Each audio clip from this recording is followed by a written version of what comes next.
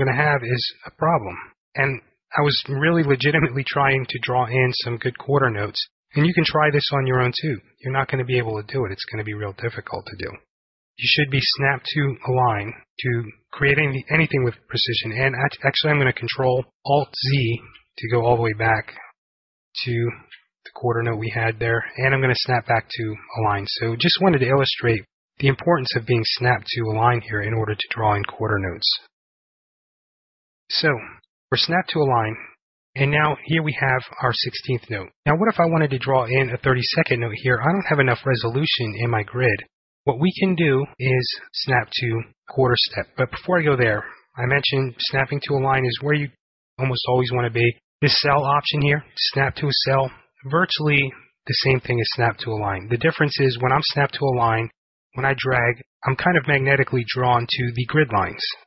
And that's why this looks like a magnet up here, because it kind of magnetically snaps your note length to the lines on the grid. But right here, snap to a cell, virtually the same thing. What it means is I'm not necessarily snapping to the lines. I'm snapping to the cell itself. And sometimes that makes a difference. It really depends on some of your main settings, okay?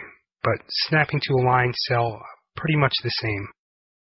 But going back to how we would create the 32nd note, if I drop down here and choose quarter step, well, let me choose half step. We'll choose half step.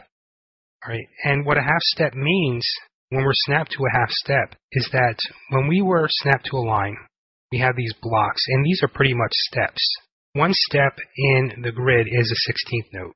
So if we go to snap to a half step here, we're snapping to half of one step in the grid, which will then, because we have a 16th note